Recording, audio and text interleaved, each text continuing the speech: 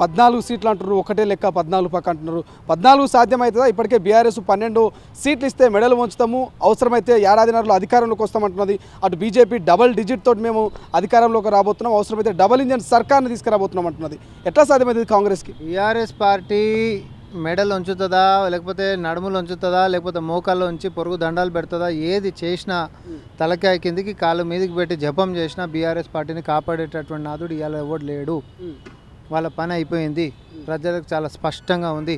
బీఆర్ఎస్కి వేసేటటువంటి ఓటు మోర్లు వేసినట్టు అవుతుంది కాబట్టి వాళ్ళకి వేసేటటువంటి పరిస్థితి లేదు శ్రీశైలం. మేము అంటున్నాం మళ్ళీ కూడా. ఎందుకంటే ఏ నియోజకవర్గం పోయి అడిగినా కూడా ఎవరన్నా నేతలు గిట్ట భూ కబ్జాలు లేకపోతే అవి చేసుకొని చుట్టుముట్టు తిరిగేటటువంటి ఎవరన్నా జెండా పట్టుకోవాల్సిందే తప్ప 10 ఏళ్ళ నుంచి మీ ఎంబడి నమ్మితే కనీసం మాకు ఏమొచ్చింది, కనీసం గౌరవం కూడా దక్కలేదు అనేటటువంటి అంశాలు కార్యకర్తలు కొట్లాడుకుంటున్నాయి. మనం ఎన్ని వీడియోలలో చూస్తలేం ఈ రోజు అడిగి కూడా. ఒకప్పటి లెక్క ఉందా పరిస్థితి వాళ్ళదే? మన 10 ఏళ్ళ అధికారంలో ఉన్నారు, మీరేమో ప్రతిసారి ప్రతి వేదిక మీద 0-0-0-0 బీఆర్ఎస్కి అంటున్నారు. 10 ఏళ్ళ అధికారంలో ఉన్న పార్టీకి కనీసం ఒక 4-5 సీట్లు కూడా రావా? ఇప్పుడు పెరుగుట విరుగుట కొరకే అని చెప్పేసి నడుములే ఇరిగిపోయిన తర్వాత ఇంకొక 4 అడుగులు వేయలేరా అన్నట్టు ఉంది. ఎట్లా వేస్తారు? కాళ్ళు చేతులు నడుములు అన్ని రగొట్టిరు బీఆర్ఎస్వి, మళ్ళీ లేచే పరిస్థితి లేదు. రాజకీయ పరిణామాలు కూడా అట్లయినాయి. ఒకరిని వాళ్ళని ఏదో తక్కువ చేసి మాట్లాడాలనే ఉద్దేశం కాదు, కానీ రాజకీయ పరిణామాలు కూడా అట్లయినాయి. అది ఒక ప్రాంతీయ పార్టీ అయి ఉండి జాతీయ పార్టీ లెక్క పేరు మార్చుకొని జాతీయ పార్టీలో ఎక్కడా ఉనికి చాటుకోలేక పోనీ ప్రాంతంలో కూడా ఉన్న ఉనికిని కాపాడుకోలేక అధోగతి పాలైనటువంటి వారి పరిస్థితి చాలా ఘోరంగా ఉంది. ప్రజలకు నిజంగానే ఏమైనా చేసి ఉంటే అది వేరే సంగతి ఉంటుండే, నిజంగా ప్రజలు మోసే పరిస్థితి ఉంటుండే.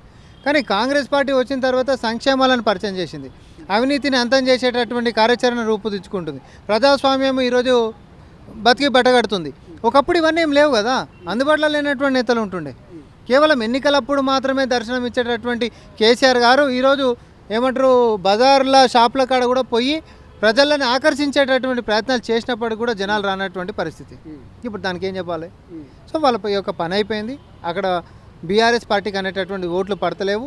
ఏం పోటీ ఉన్నా కూడా బ్రహ్మాండంగా కాంగ్రెస్ పార్టీ ఒక్కటే లెక్క 14 పక్క అనే నినాదం మేము ఏదైతే తీసుకున్నామో 14 స్థానాల్లో కాంగ్రెస్ పార్టీ గెలవబోతుంది చాలా స్పష్టంగా. దేశంలో కాంగ్రెస్ పార్టీ అధికారంలోకి వస్తే దేశానికే ప్రమాదం ఉంది, దేశం ఇక వేరే రకంగా పోతా ఉంది, ఒక రకమైనటువంటి కోణాన్ని చూపిస్తుంది బీజేపీ. ఎట్లా చూస్తారు? నిజంగా దేశం ప్రమాదంలో పడబోతుందా కాంగ్రెస్ అధికారంలోకి వస్తే? ఇప్పుడు బీజేపీ ఉద్దేశంలో దేశం అనంటే కార్పొరేట్లు, దేశం అంటే అంబానీ అదానీలు, దేశం అంటే కేవలం గుజరాత్లో ఉంటున్నటువంటి పెట్టుబడిదారులు.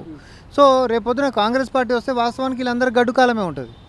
ఏవైతే దొప్పుక తిన్నారో ఈ 10 సంవత్సరాల నుంచి అన్ని కక్కించేటటువంటి కార్యాచరణ కాంగ్రెస్ పార్టీ చేస్తుంది కాబట్టి, ప్రజలు కట్టినటువంటి సొమ్ము ప్రజలకే పంచేటటువంటి కార్యాచరణ కాంగ్రెస్ పార్టీ చేస్తుంది కాబట్టి ఈరోజు కడుపుల నొప్పితోటి మాట్లాడుతుంది బీజేపీ. బరాబరా అట్లనే మాట్లాడతారు. మాకేమో దేశం అంటే ప్రజలు, సామాన్యులు, పేదలు, మధ్యతరగతి వారు అందరూ కూడా, సంపన్నులు కూడా అందరికీ సమమైనటువంటి న్యాయం చేయాలి. ఎవరి కాడ పన్ను తీసుకొని ఎవరికి పెట్టాలి? ఈ యొక్క వనరులను వాడుకొని ఆర్థికంగా ఎదుగుతున్నటువంటి వాళ్ళ దగ్గర నుంచి పన్నులు, అదే ప్రపోర్షనేట్గా తక్కువ సంపాదించుకుంటున్న వాళ్ళ దగ్గర తక్కువ శాతం పన్నుల్ని తీసుకొని కటిక పేదరికంలో ఉంటున్నటువంటి వారిని అభ్యున్నతి చేయడము, అదేవిధంగా భవిష్యత్తును నిర్మించడం అనేటటువంటిది ఏ ప్రభుత్వం అయినా చేసింది స్వతంత్ర భారతదేశంలో.